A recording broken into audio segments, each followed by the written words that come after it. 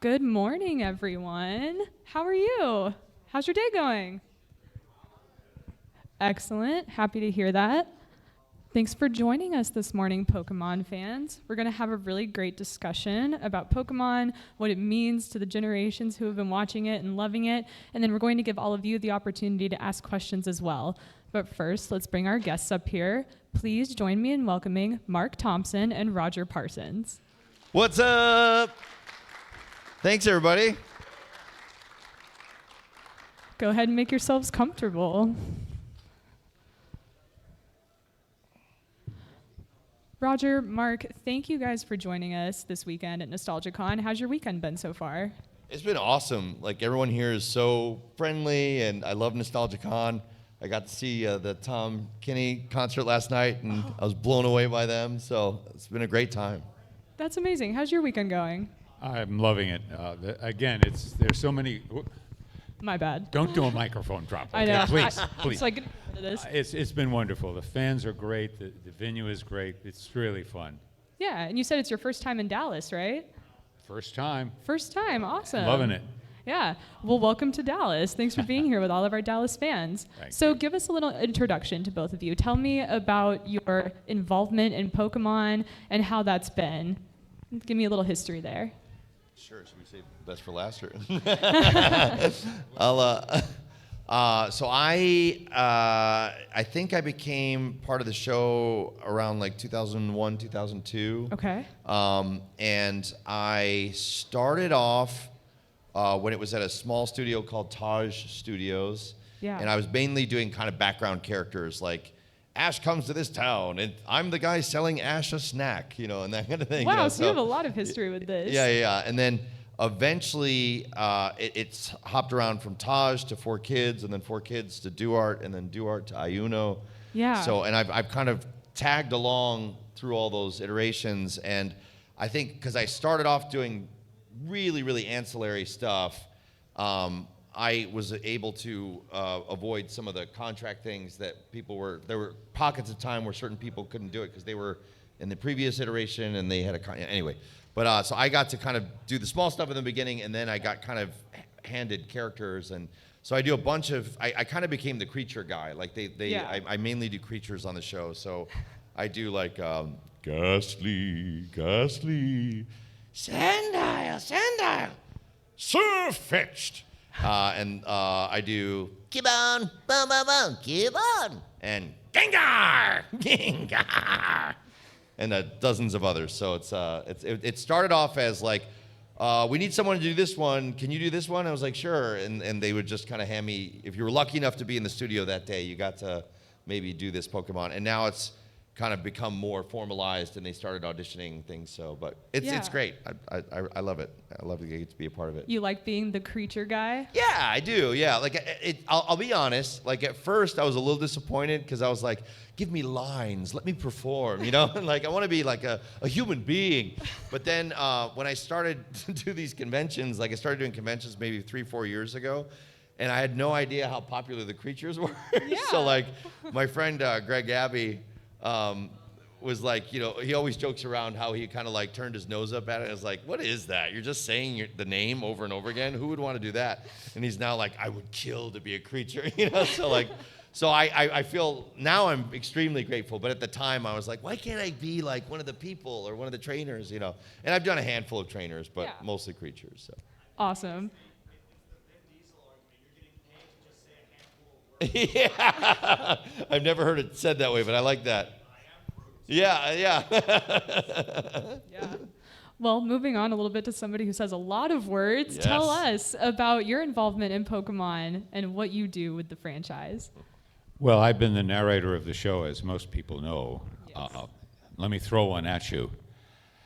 Ash and Pikachu are up a tree. Let's see what happens next as the journey continues. Now, I started out at the beginning with an audition, and they played us the original Japanese original Pokemon narrator. And what was interesting about that was they thought I matched him the best. So I went on, show number one, And at first, they let me do ancillary characters. But then one day they came and said, well, now that you're the narrator, we want you just to be the narrator. And let me just make a point about the whole show, that I think most people don't realize how great the performers who made this show a success are. This gentleman being one. There were so many, there were Broadway actors in the cast. And it was such an honor to be a part of something that came together so well, where everybody got along. I remember the last show, the last show we recorded. And everybody was in on that last session. And it was very sad, but that was 25 years later. Wow. Yeah. The interesting thing was that long about 2005, I think it was, I had a disagreement with the producer of the show. He wanted me to revoice a trailer, and I had said, well, why don't we say this instead of that? And he, oh no, we can't do that. And then he came and wanted me to do what I had suggested, which is not unusual in the world that I occupy. But we had words, and I left the cast. He said, so long. Well, 9 months later, guess what? He lost the Pokémon franchise. Instead of releasing all of the actors that were in the original series, he held them to their contract. So they had to recast the show. I came back as narrator and ran from there to the end of the show. But for a producer to do that to actors, to me, was a crime. I mean, but he eventually, well, I won't mention his name or say anything disparaging, but it's disappointing when people do that. For me, the job has been nothing but, it's not even a job, it was, again, when you are backed up by a cast like we had for the show, it can be nothing less than utter pleasure to do. Amazing. Let's talk a little more about that. Obviously, Pokemon is legendary, continues to be iconic now. And what does it mean to be part of such an icon in like the animation realm with this franchise? It means a great deal. I always tell people, like, when I first started doing it, I had no concept of what it was or how popular it was becoming, and I just assumed that we were doing the English language track for a Japanese cartoon that would be a bonus feature on a DVD. So I thought, no one's going to listen to this. This is just if someone doesn't speak the language and they want to know what's being said, they might flip over to that, Yeah. And then every once in a while on a subway, I would see like a kid with a Pokemon backpack. And like, oh, I do stuff for that show. That's pretty cool. But honestly, it wasn't until, like I said, like maybe 3-4 years ago, I started coming to events like this, and to hear people talk about what it meant to them and growing up with it, and they're now adults and they have kids and they're watching it with their kids and they're going back and rewatching the old episodes, and so it's incredibly meaningful. And I'm a fan of things like Star Wars and Star Trek, and I know how meaningful those shows were to me and how they even like planted seeds of like morality and and they teach lessons. And then just memories with family, and so I get it. I really get it. And so even though I wouldn't, I didn't get to experience it I didn't get to experience Pokemon as a fan, but I get the love that people have for it, and so it's a huge honor to be a part of it. So that's awesome. Yeah. Thank you for sharing that. What about you? What would you say? Well, one of the things that, two things. The first is Joseph Campbell was interviewed on PBS, and he talked about the hero's journey. And the hero's journey is a cultural setting in which every culture in the world has a hero, Jason and the Argonauts. Sometimes the hero is a real person, George Washington, the father of America.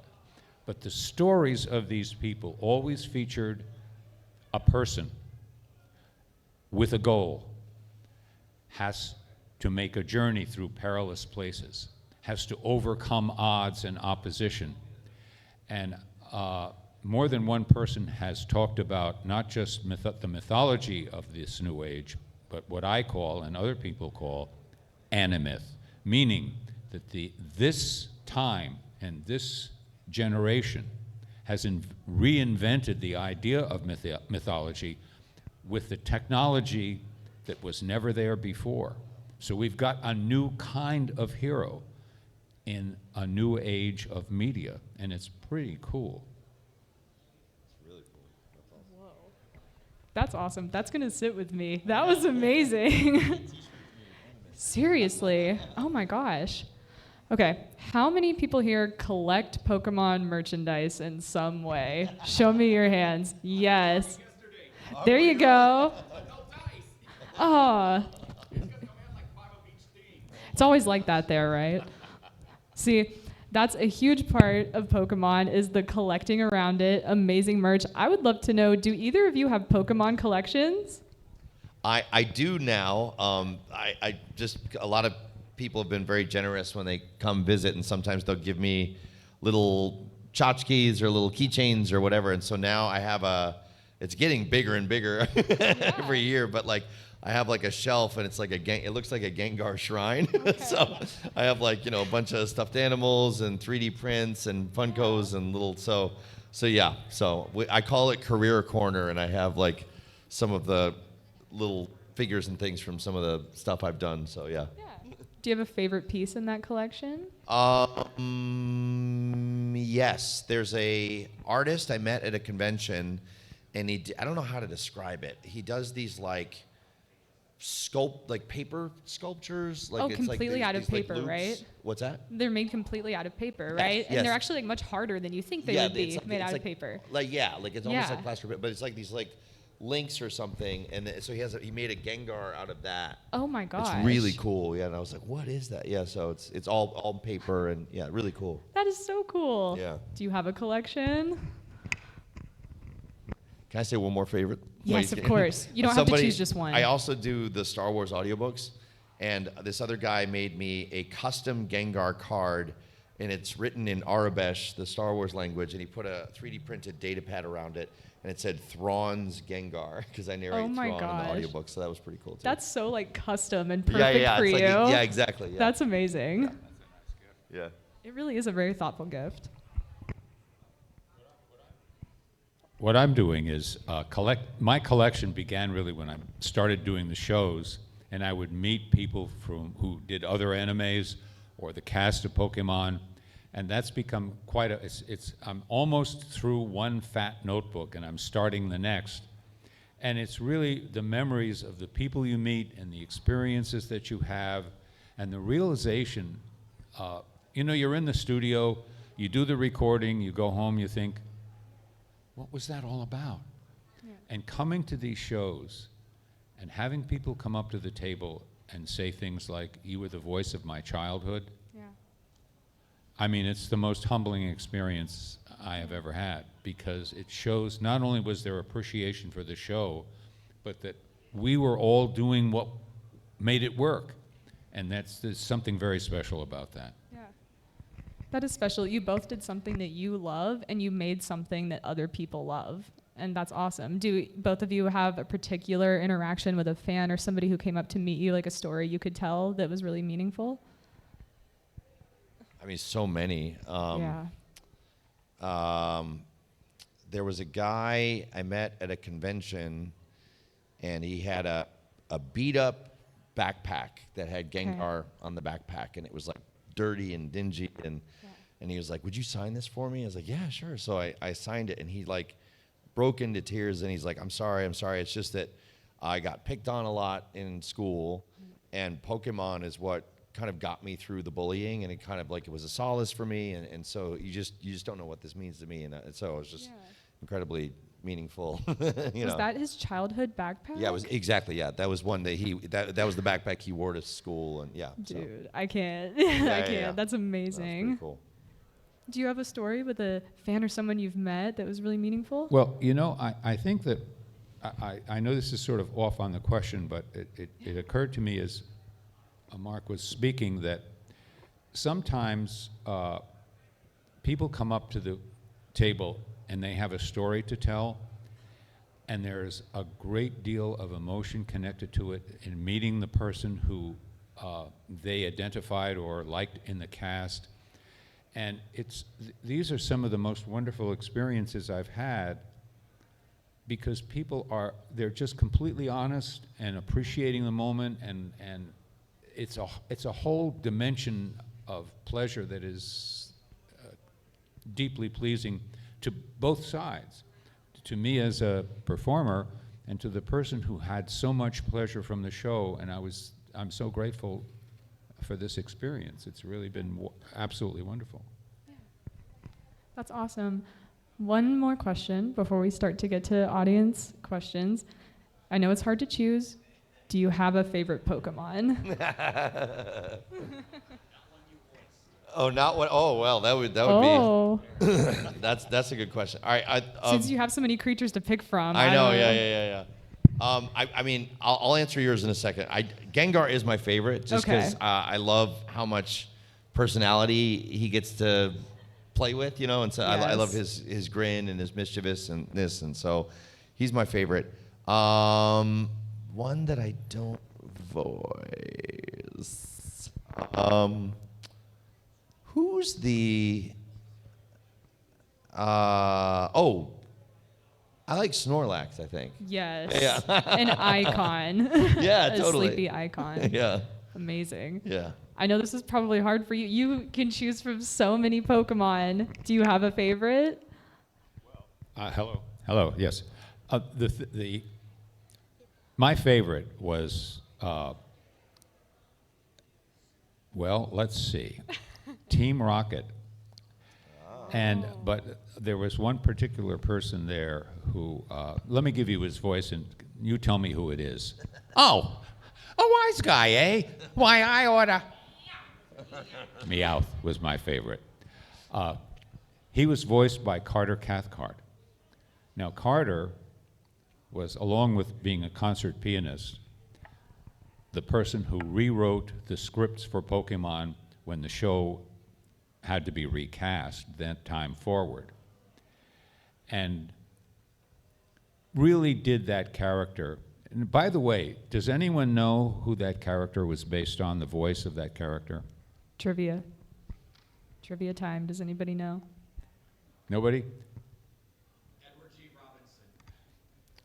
No. But anyone are familiar with Curly on the Three Stooges? Oh, yes. He took the voice directly from that. And people said, no, it's not from that. And he would look at them like, I would know. I'm the writer, and I'm a smart guy, and you're telling me I don't know what I'm saying? Okay, all right.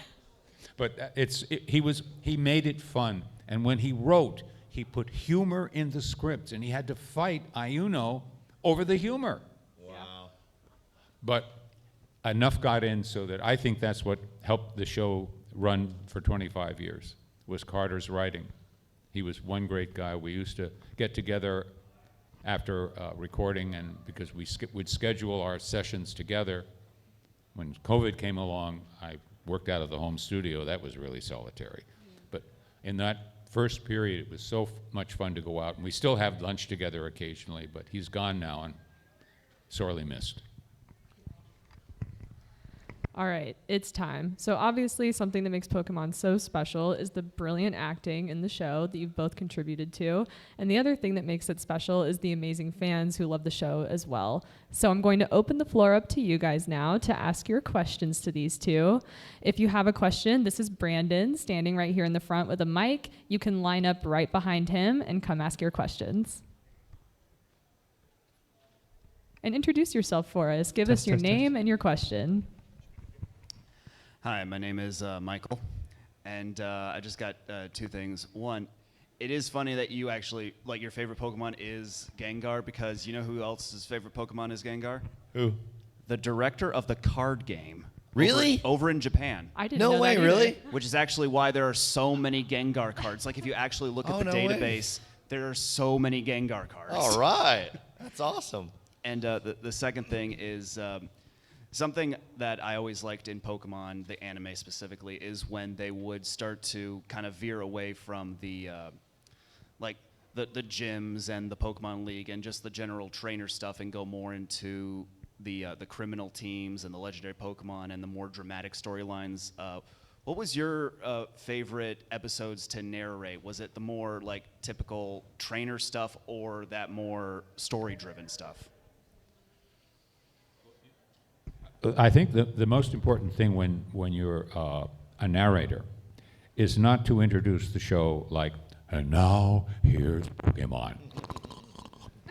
I think what I thought, my concept of how to narrate, was to look at the first section of the show and what's going on, and to match the emotional tone of that, so that the show begins with the narrator introducing the show, not as a narrator, as much as an emotional communicator. For instance, if Ash has been wounded, Ash is in trouble now. Pikachu doesn't know what to do. Neither does Misty or Brock. No one knows what's going to happen. Or Happy. Pikachu's happy as heck. They've just entered a region that he has so much love for, he doesn't know what to do. Pika, Pika, you. So you have fun with it. And when you do that with the narration, then it turns the show on for people, as opposed to, okay, there was the introduction, and now here's the show. Cool. Did you get to have a say in how a lot of the intros were going to go? Did you get to help determine those? Well, what happens after you've done the show for a while, directors are a little shy about directing you, because if you've now been recognized as the narrator, then they don't want to mess with you. And occasionally I would try to be always polite, like, how long have I been doing this? Yes, 15 years. Do you think I know what I'm doing? Thank you. And not mean, but, and they mean well. Yeah. But especially an inexperienced director is likely to come on strong and think he has to direct. Sometimes the best director was Lisa Ortiz, because Lisa started as an actor, became a sound engineer, then began directing, and she knew what she was doing. So she took an already great, she would say, what do you think about emphasizing that word more? She was an interrogative director rather than a dictatorial director, and she was great. Anyway, sorry, I went far off the question. No, thank you. So, given that you guys may not know what this is, but given that they were just released on the Nintendo Switch NSO for the Switch 2, what do you guys think of Pokemon Colosseum and Pokemon XD Gale of Darkness? You're right. I don't know any of those things. I'm sorry. I think it's great. I don't know. I'm not informed. I don't know. Well, to give you a general idea, Pokemon, not all of them, but there's a villain team that corrupts Pokemon on the create them, what's known as Shadow Pokemon. Some of the Pokemon you voice are falling under this. One particular in XD is Growlithe, and it's the protagonist's job to make purify the Shadow Pokemon. And there's 48 of them in Colosseum and 83 in Gale of Darkness. Oh, wow. I like that concept. That sounds like a cool concept. Yeah. Right. So both of those games are available on Nintendo Switch Online Plus 2. All right. I'll check it out. Thank you. That's cool. No problem. Hi. Looks like we've got a Pokemon scholar here. Hi, my name's Elise, and I have a question for each of you. For Rodger, if you could voice any Pokemon, Could you speak a little louder? if you could voice any Pokemon, who would you want to? And for Marc, what Pokemon would Duke have on his team? These are great questions. I'm excited to hear who Rodger wants to voice from Pokemon. I'm not sure how to answer that. There were so many. I think any of the supporting characters for Ash. You know, let me answer it in another way. I think that Ash is, in a way, the symbol of the actualization of the behavioral pattern for a good kid. It has all those qualities. He can say things he doesn't mean and apologize. He's curious, he's kind, he's considerate. And any one of us growing up heard parents telling us how to behave. Ash was the symbol of good behavior throughout that show, along with being the hero. So any kid who watches this show is much more likely to be, everybody who comes, these shows are amazing. People who come to these shows, polite, kind, considerate, it's no mistake. That's what the show was about without being preachy and teachy and moralistically correct. And I know I didn't answer your question. I really don't know how.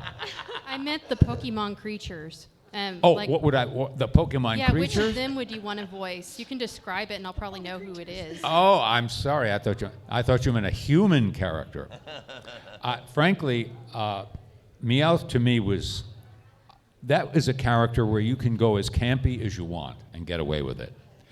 I like characters that are a little bit bizarre. So that would be my choice. And I know Carter would agree with me. I'll say Crocodile because it matches his outfit and he always wants to look cool and good. So Excellent. Okay, we're almost out of time, so we're going to try and do one, maybe two more questions. Hello, I'm Kenneth. hey, So I had a question about Pokemon Christmas Bash, which was an album. I don't know if either of you can answer, but just like, what was the story behind that album? How did it get made?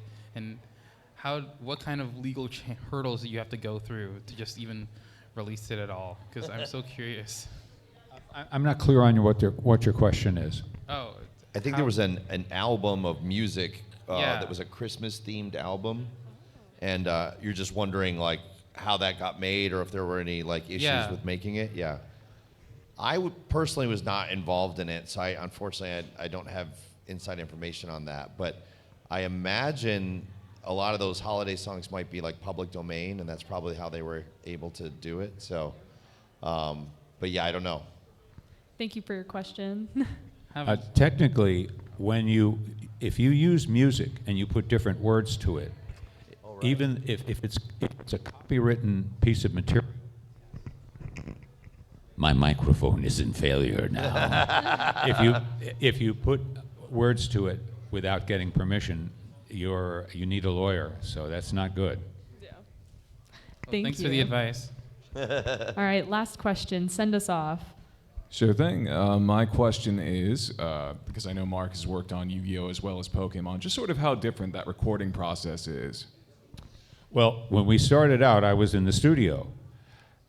In 2002, I already had a home studio, so that when COVID hit, You were prepared. but the real problem with a home studio is you're by yourself. The thing about going to the studio and meeting the other actors and the engineers and socializing and getting the gossip was it was social. And everyone knows what COVID did to all of that. It just disappeared. But I think it still worked. And it was always fun, even with all by myself in the studio. That makes sense. And you were with Yu-Gi-Oh! And Pokemon too? Yeah. For my personal experience, Yu-Gi-Oh! I felt like there was a little bit more collaboration in terms of the dubbing because we were often trying to get the lip. I was doing human characters, and so I was trying to get the lip flap to match better. So sometimes Eric and I would come up with a funny ad lib or a way to rewrite the line to make it fit a little bit better, and there was a little bit more, like when Darren was directing, we would play a lot with kind of attitude and kind of like coming up with like almost like a backstory for like, Flame or Astral in terms of like just their emotional backstory between the protagonist, like so that like they're getting a little sassy or sarcastic or and then with the Pokemon. Similar process, but because I'm doing mainly creatures, it was more about the technical aspect of let's give it 10% more of the actual name on this take, and for this take, let's make it a little more animal this time and not so much the name, and it was more kind of notes like that, and then always the personality, and like Rodger was saying, like Lisa would a lot of times want to play with the emotional intention of Gengar, let's make it seem like he's a little embarrassed here, or let's make it seem like he loves that he's teasing this guy right now, and so we would play a little bit with the emotional things. But for the Pokemon, it was maybe a little bit more about the actual sound of it, as opposed to Yu-Gi-Oh! Was more the scene of it and kind of the what's going on in the moment here. So That makes sense. Thank you. Cool. thanks. Marc, Rodger, thank you so much for Yes. joining us this morning. Everybody, can we give them a round of applause? Thanks everybody, and thank you. You did a great job. Thank you so much. Rodger, would you do us the honors Thank you so of much. Rodger, would you do us the honors of giving us an outro here? Well, we've walked along the same path with Ash, with Misty, and with Pikachu. And now we're here at a wonderful moment where we can all get together and enjoy everything Pokemon as the journey continues. Iconic. Thank you, everyone.